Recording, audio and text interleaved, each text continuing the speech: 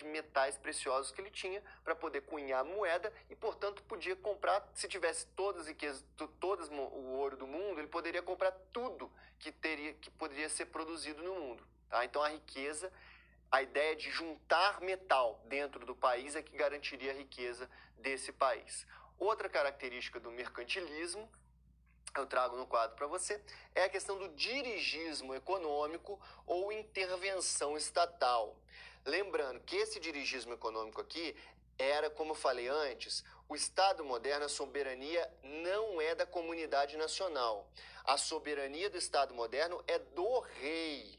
Então é um dirigismo em prol de garantir o poder do rei e daqueles que apoiam o rei, daqueles que o rei necessita. Tá? Sejam nobres, sejam burgueses, certo? Então, é um dirigismo econômico, é um controle da economia em prol do fortalecimento do Estado monárquico, do rei e dos seus, tá?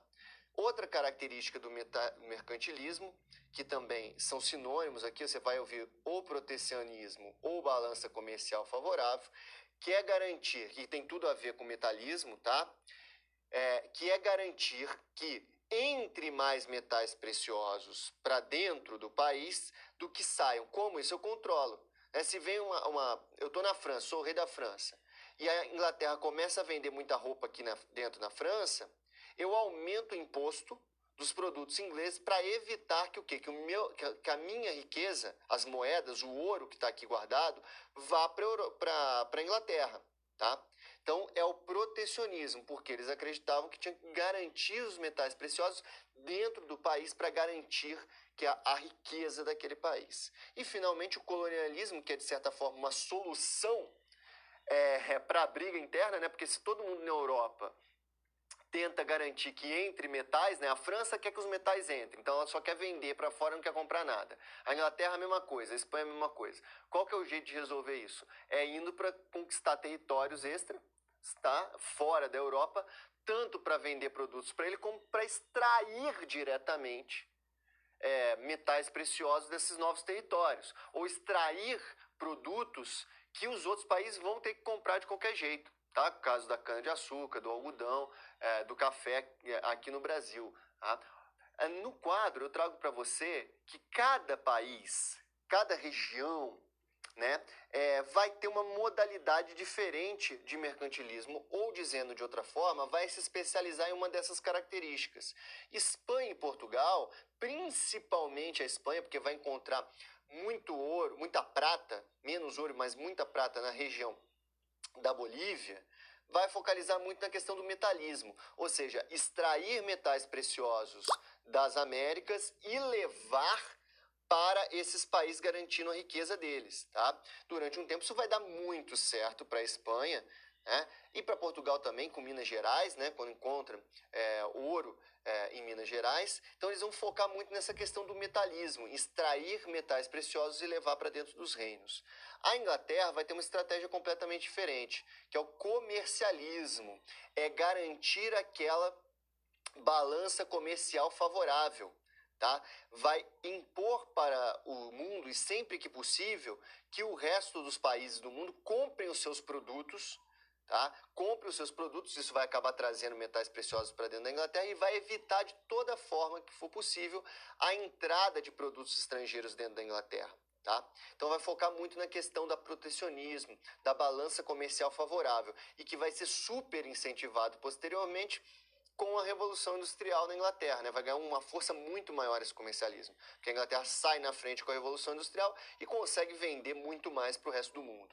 Tá? A França vai apostar no industrialismo, que é aquela questão de dirigir a economia. O Colbert, o grande ministro, o ministro da Economia, né, da França no século XVII, ele vai minuciosamente dirigir a economia francesa para ela ser autossuficiente, para ela não depender dos outros países para comprar produtos dos outros países, tentar desenvolver as manufaturas, com um controle assim, minucioso, microscópio da economia, tá? Para garantir que não entre produtos estrangeiros e fazer o máximo possível para vender produtos franceses para fora. Então repare que há várias cada região, cada país, cada reino, que é o termo mais adequado para esse período, reino, vai se especializar em uma das características do mercantilismo para garantir, para tentar fazer com que a economia do seu reino se sobressaia, se imponha perante todas as outras. Esses são alguns exemplos possíveis que eu trouxe para você.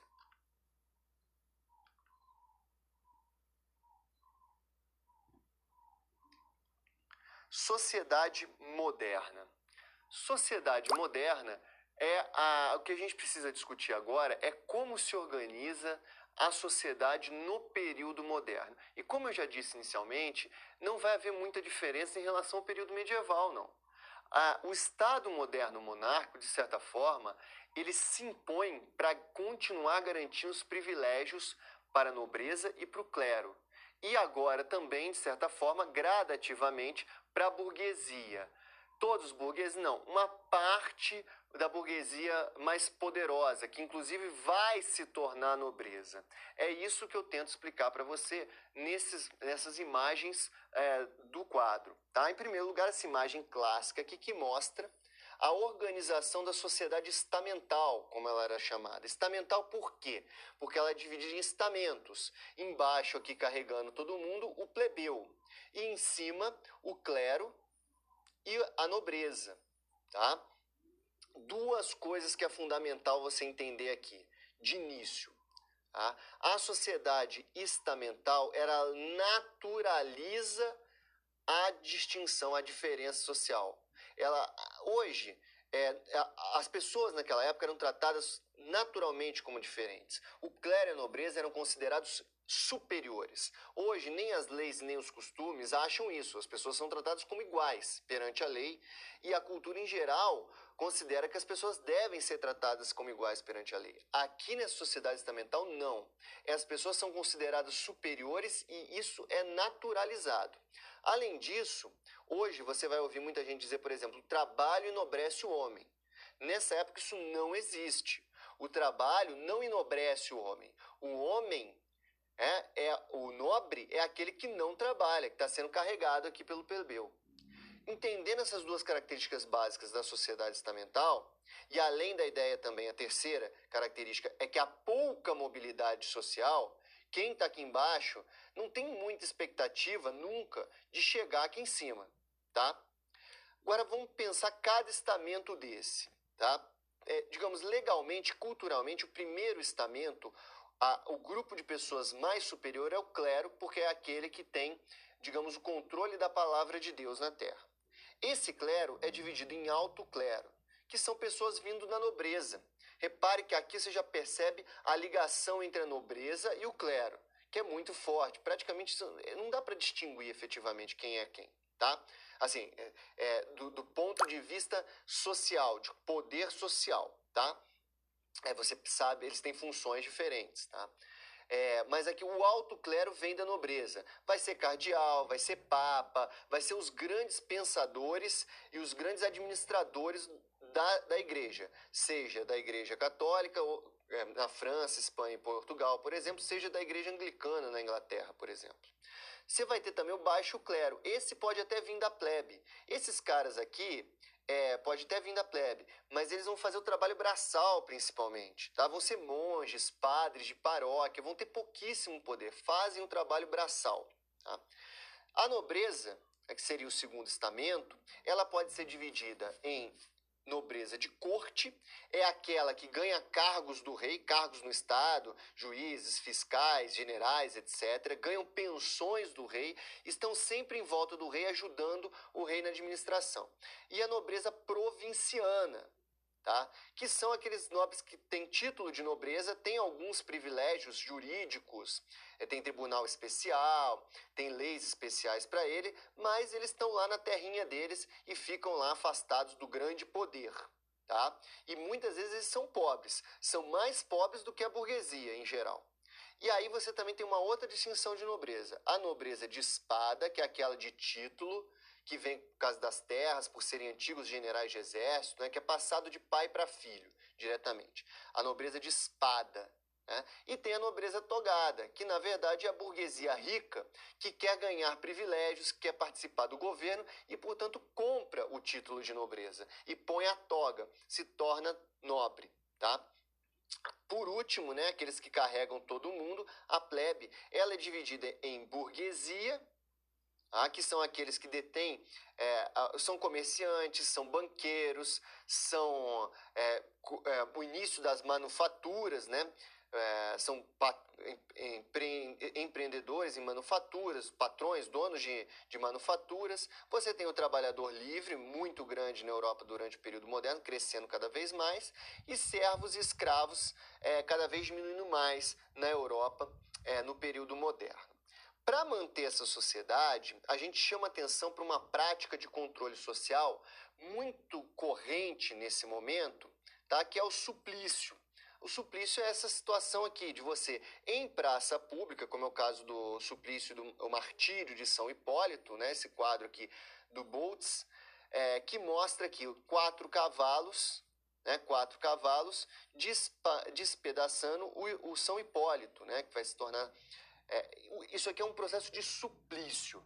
Para a nobreza e o clero manter o controle social, ela usa desse artifício, digamos assim, de violência física, que é aqueles plebeus que desrespeitam essa regra social, que tentam desrespeitar o rei, as regras do rei, essa hierarquia social, eles serão punidos fisicamente, violentamente em praça pública, para ficar de exemplo para todos os outros súditos, para todos os outros plebeus, o que acontece com aqueles que desrespeitam o rei, aqueles que desrespeitam essa organização social, tá? Bastante rígida, bastante dura, que são as sociedades estamentais do período moderno.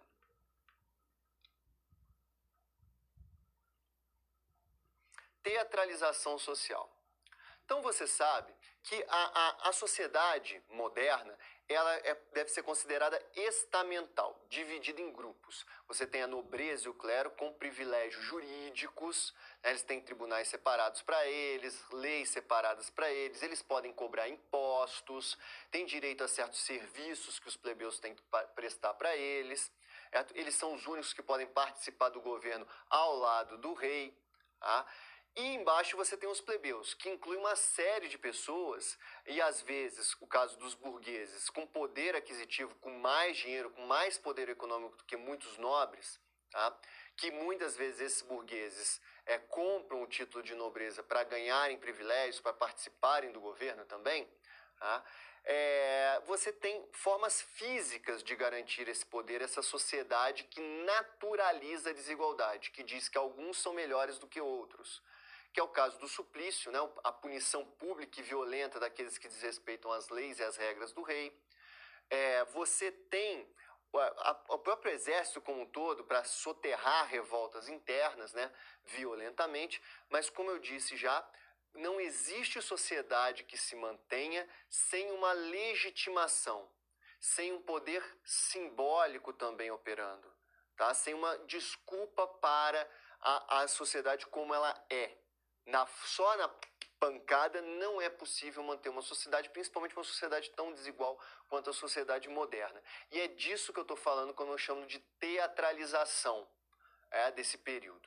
No quadro eu trago uma frase que ajuda a gente a entender bem essa teatralização, tá? Isso aqui é um trecho de um manual de educação para os reis, para a nobreza como um todo, do Erasmo de Roterdã, tá? Eu quero que você perceba como esse trecho aqui condiciona os instintos das pessoas, da nobreza, e marca uma distinção social. Isso aqui a gente chama de processo civilizador. Leia comigo. Assoar o nariz no chapéu ou na roupa é grosseiro, e fazê-lo com o braço ou cotovelo é coisa de mercador. Ou seja, se tirar o chapéu, que era muito comum, e assoar o nariz, não faça isso. Isso é coisa de mercador. Isso é coisa de plebeu. Tá? Um nobre não deve fazer isso. Isso é grosseiro. Continuando. Tampouco é muito mais educado usar a mão, se imediatamente limpa a meleca na roupa. É muito comum entre crianças hoje em dia e comum entre adultos que faziam coisas muito piores no período medieval. Tá? Não há contenção dos instintos. Né? Pense os nobres do período medieval, muito parecido com crianças briguentas hoje e sujas com meleca, do que com os reis chiques e sofisticados que vão aparecer no período moderno por esse processo civilizador aqui. Continuando a leitura. O som do peido, especialmente das pessoas que se encontram em lugar elevado, é horrível. Eu disse, eles eram bem porquinhos antes. Sacrifícios devem ser feitos com as nádegas fortemente comprimidas. Isso aqui parece engraçado, mas está no manual para a nobreza. Porque a nobreza, a partir do período moderno, tem que ter uma certa teatralização para ela manter o respeito em relação ao resto da sociedade. Ela tem que se impor como superior. Lembra que tem a ideia de que eles são representantes de Deus na terra, a nobreza. O rei é o grande representante de Deus, mas os nobres são representantes dos santos, o clero também. É preciso dignificar, é preciso marcar a majestade desses caras. E não simplesmente o que era muito comum, apenas eles mandam porque eles são fortes, eles mandam porque eles têm exército. Precisa ser mais do que isso. Então essa nobreza ela vai conter os instintos gradativamente e vão fazer toda uma teatralização da sofisticação, de ser chique, usar roupas chiques, comer com talher, não fazer todas essas coisas que vocês viram aí nesse texto, né? Meleca, peido, etc. Então, há toda uma civilização que tem essa função de manter uma distinção, dizer, ó, nós somos superiores a vocês, por isso que vocês têm que nos obedecer. Tá? No quadro, eu trago para você o exemplo, né, o controle que a sociedade de corte, essa sofisticação, como você vê aqui nessa pintura do Palácio de Versalhes, com os nobres, a nobreza cortesã, a nobreza que está na corte, tá? Essa sofisticação, esse processo civilizador, também cria essa sociedade de corte, que são essas pessoas que ficam ali em volta do rei, ganhando pensão, trabalhando para o rei, fazendo até serviços domésticos para o rei, tá? Isso também aqui é um processo, e é todo sofisticado, né, de controle da nobreza e legitimação da realeza. Entenda, todo nobre é um rei em potencial. Todo nobre, se ajeitar direitinho, pode matar o rei e entrar no lugar dele. Esse processo de extinção social também vai formar a sociedade de corte, essas pessoas, esses nobres mais poderosos que ficam ali em volta do rei. E esses nobres, em vez de disputar diretamente com o rei, eles começam a disputar entre eles quem é mais sofisticado, quem é mais chique, para ganhar agrados do rei. Tá? E isso permite que o rei controle eles também. E, ao mesmo tempo, toda essa sociedade sofisticada e chique ali em volta do rei ajuda a marcar a diferença entre o rei e o resto da sociedade que é inferior. Estão lá todos em Versalhes fazendo festas, tudo chique, sofisticado, enquanto a população está na rua brigando, inclusive por ovos, como mostra essa outra pintura que eu trago para você no quadro agora, né? Que é a punição no meio de um mercado de mulheres, aqui ó, que em tese estavam vendendo ovos podres. Repare o seguinte, a teatralização também se faz entre a população em geral. Aqui os plebeus jogando ovos, se vingando das mulheres, jogando os ovos que teriam podres nelas para punir elas, numa teatralização também. E aqui é muito interessante que marca a distinção, olha, da plebe, todo mundo aqui embaixo, sobretudo plebeu, tá? Mesmo soldados. E em cima, a nobreza, lá observando a punição, de certa forma apoiando essa punição, mas ao mesmo tempo marcando essa distinção social. Ó, nós estamos numa posição diferente. Isso aqui é tudo um teatro que marca a posição de cada membro da sociedade. Essas mulheres, elas são inferiores dentre os próprios plebeus. Por isso que tem plebeus atacando ovos nela, porque elas não seguiriam as normas básicas daquela sociedade. Então, e por que simplesmente elas não são presas na prisão? Porque não existe essa noção ainda. É preciso ter esse teatro da punição pública, que é como as pessoas funcionavam nessa época, nessa sociedade, para marcar as posições sociais. Tá? Então é muito importante, além da força bruta, essa teatralização da sociedade para manter essa sociedade tão desigual que a sociedade moderna estamental. Nossa situação problema agora é protecionismo, ontem e hoje.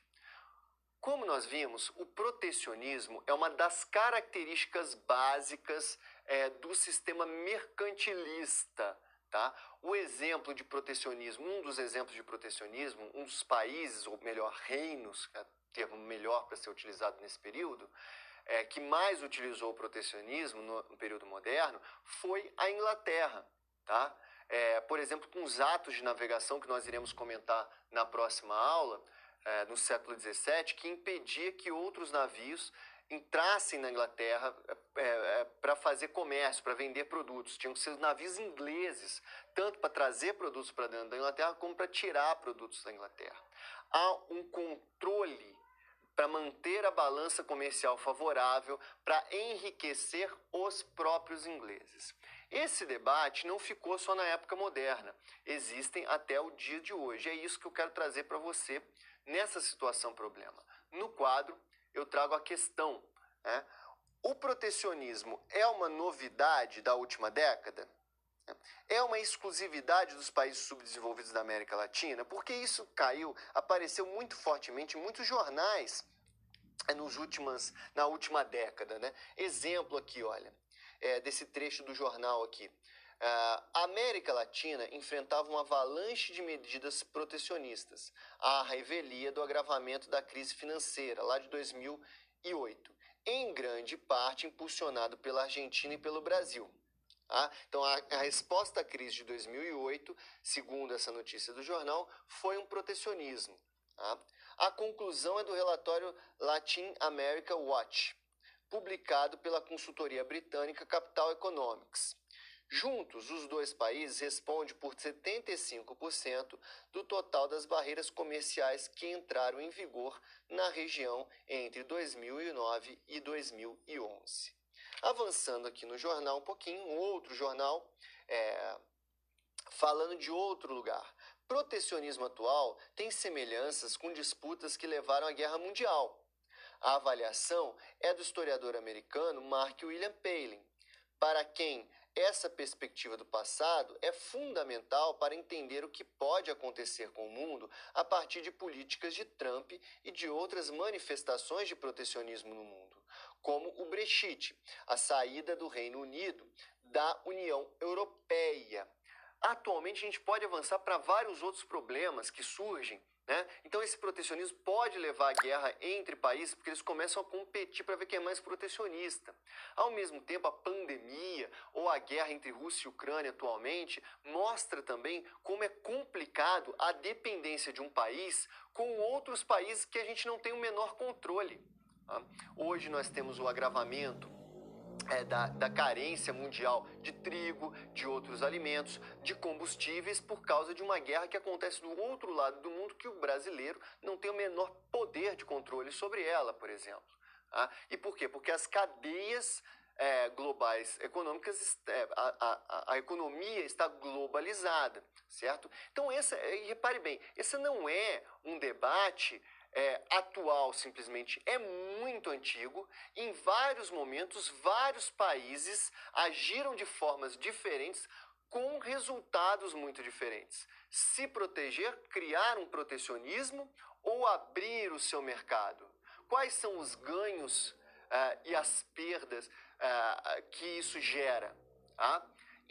Dependendo da época, pode gerar muitas perdas, pode levar a uma guerra mundial. Em outras épocas, pode garantir ganhos. É o caso, como aconteceu com a Inglaterra no século XVII, fortemente, que enriqueceu e permitiu que ela fizesse a Revolução Industrial. Então, é muito complicado esse debate, ele não é simples, não tem uma solução definitiva para todos os lugares em todas as épocas, certo? E também, ele é um debate que não surge hoje, é muito antigo. E está sempre se renovando e se transformando. Então, no quadro, eu trago para você: o protecionismo é um mecanismo econômico utilizado em diferentes épocas, por diferentes estados, de distintas formas, tanto na quantidade desse protecionismo, quanto na qualidade, na forma de fazer, e com resultados diversos. Tá? Então, não é um debate simples. E é isso que eu trago para você agora, no nosso momento de interação, essa questão básica que está relacionada a isso.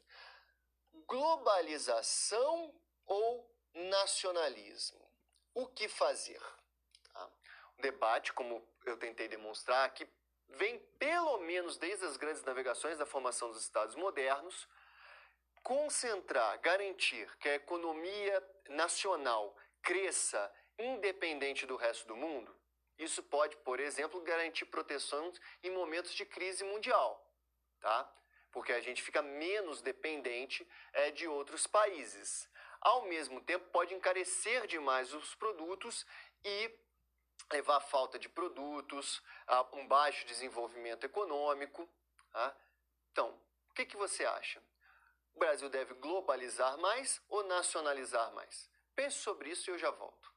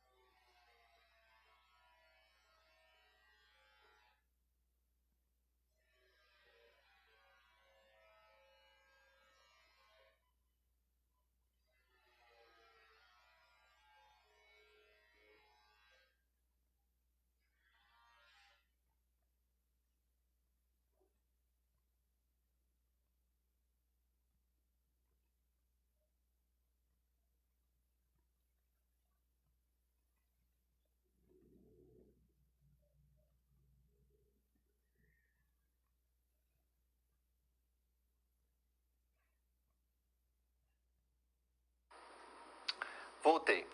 E aí, pensou? O que você acha que o Brasil deve fazer hoje em dia?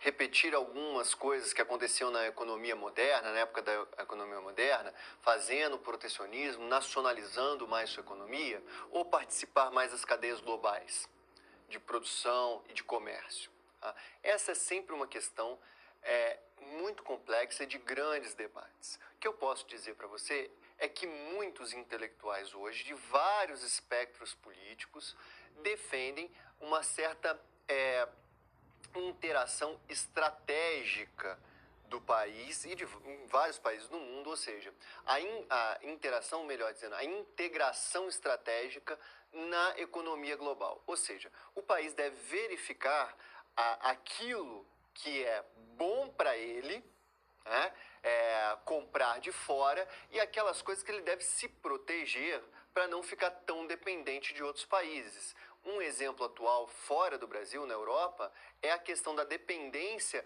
da Alemanha do gás russo atualmente, que coloca a Alemanha numa situação muito precária quando abre-se um conflito com a Rússia, porque ela desativa suas usinas nucleares, por exemplo, para fazer todo os seus combustíveis e transformar sua matriz energética em combustíveis basicamente baseado em gás, que tem que comprar da Rússia. Então ela ficou muito vulnerável nesse ponto à Rússia. Tá? Então há todo um debate de como um país deve se integrar às cadeias globais e como, para ele, claro, obviamente, para ele defender o seu próprio povo, garantir o melhor para o seu próprio povo sem agredir, claro, os outros países. É um debate bastante complexo, não é simples, mas que, como você percebe, essas práticas, esses valores econômicos vêm desde lá da época moderna e são transformados ao longo dos últimos 500 anos aí do processo de formação do capitalismo. No quadro, eu trago agora para você um momento de recapitular as ideias básicas que nós discutimos ao longo da aula. Primeira questão, o Estado moderno monárquico. que você tinha o que antes? Uma descentralização política muito grande, uma sobreposição jurídica, tá? Cada nobre mandava em sua região e haviam vários tribunais que brigavam de certa forma entre si. No período moderno, o poder se concentra no rei ou em pequenas instituições, como o parlamento. Há um crescimento do aparelho de Estado, o poder de cobrar impostos, os exércitos, a construção de rodovias, de estradas, de canais para comércio. Então há todo um aparato do Estado que procura moldar a sociedade e que se concentra na mão dos reis, tá? Ou, no caso da Inglaterra, por exemplo, do rei e do parlamento. Tá? Isso vai variar. Na França, muito forte na mão do rei e dos seus funcionários. Na Inglaterra, o oposto. No rei, mas principalmente no parlamento. Os outros países vão ter uma modulação, digamos assim, entre esses dois extremos. O mercantilismo, que defende que a riqueza de um país são os metais preciosos que ele tem, e para isso ele vai usar do dirigismo econômico, do protecionismo e da colonização de outros países para trazer sempre de outros territórios para trazer metais para dentro do seu reino. E a sociedade estamental, aquela sociedade em que as pessoas eram consideradas naturalmente como diferentes. A nobreza e o clero têm privilégios e os plebeus não têm. É natural isso. O nobre é aquele que não trabalha. Esse é o nobre. É muito diferente de hoje, que o trabalho enobrece o homem. A sociedade estamental permanece, aquela que vem lá da Idade Média, ela permanece na Idade Moderna. Na verdade, as transformações que acontecem na política e na economia moderna, elas vêm para reforçar essa sociedade estamental, certo? Com pouquíssima mobilidade que vai ser dissolvida, principalmente, mas não só, a partir da Revolução Francesa. Encerramos assim a nossa segunda teleaula de História Moderna. Espero que você tenha gostado. Muito obrigado e até a próxima.